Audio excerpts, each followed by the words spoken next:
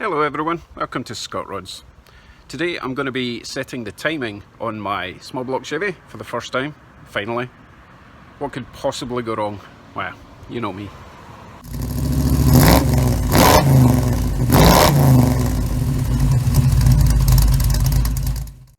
Tools required. One wrench to loosen off your distributor hold down bolt and a timing light. That's pretty much it. Also got a screwdriver just to adjust the idle, because the problem I've got with my timing light, it's one of these fancy ones. I've had this for a squillion years, and you have to set the revs on this, so I'll probably set it around 600. So then I realised that my tachometer wasn't plumbed in, so that's what I had to do.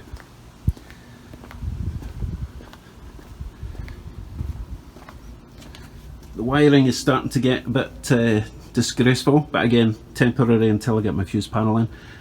But the tack is working. I've checked that to make sure. Relatively simple to wire up the tack. It goes in that second outlet. One goes to your ignition and one goes to your tachometer. They're just signal wires basically. Well, no, that one's a power wire, that's a signal wire. What else did I do before I forget? So my radiator's all plumbed in properly. I fitted a new neck to the top. The last one was pointing away up this direction, so that one's much better. I know it's chrome. Don't really like chrome, but it's all they had at the time. We'll see how long it lasts. And the fan is wired up with a relay. And that's a heat sensor there, and that all works. I know it cuts in. Right, let us get the timing light set up. Fairly straightforward. Your timing light has positive, negative wires. Battery, positive, negative. And you also have this pickup wire for, it detects a spark in the first spark plug. Cylinder number 1 basically, so when it's at top dead center, this should fire. Your marks are down the bottom. You can't actually see the mark on the harmonic balancer at the moment, but I gave it a fresh line of white paint so that we'll be able to see. And those marks there, that one and that one that's deep in is 0, so that's top dead center, and I'm going to be setting this at 12 degrees before top dead center, which is up there. Ooh, excuse the squeaks. This isn't bolted on yet. Right, so I'll start it up. Make sure I'm sitting at 600 RPM, set this at 600 and see where we're at.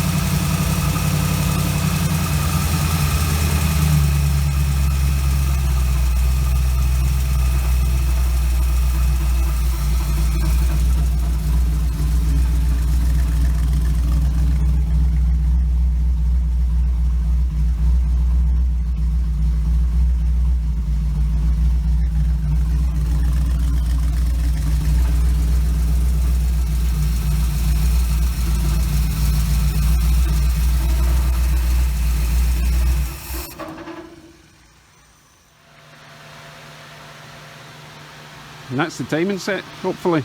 Now, I did remember to plug in the vacuum hose. I took this hose off, capped it. However, I've been told that for a polycarb, this vacuum pipe should actually go maybe in there on the metering block. Let me know. That was Stephen at Tooley's said that it should go there. Let me know if that's a sure. Not that I doubt you, Stephen, but 15,000 heads are better than one. Okay. I should actually plumb in my water temperature sensor and see what this is actually running at. I think my radiator is just going to be too small for this. It's fine for testing in the driveway, but beyond that, so far I'm not confident that it's going to keep the engine cool for driving.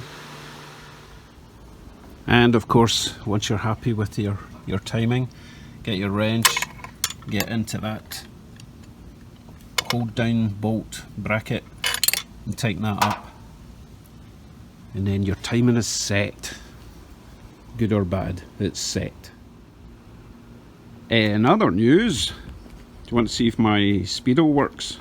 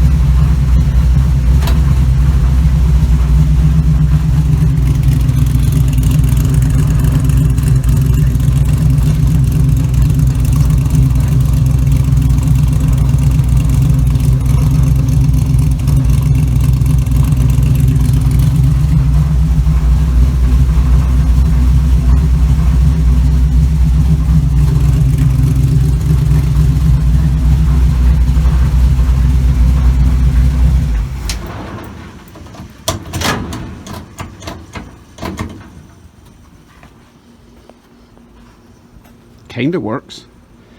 Won't really know for sure until we're driving. I think I just wrecked my shoes. Ach well, they were just Walmart. I'll get more.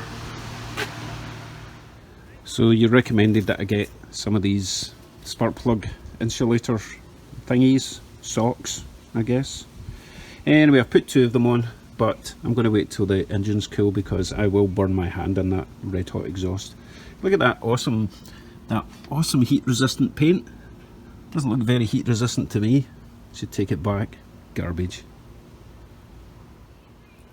Ooh, remember that spare cab I've got? Just happens to have that exact little plug and valve thing that I need. So I'll transfer that onto my Carb. Happy days. So we have 2 big jobs still to do before I can drive this thing. The brakes and the steering.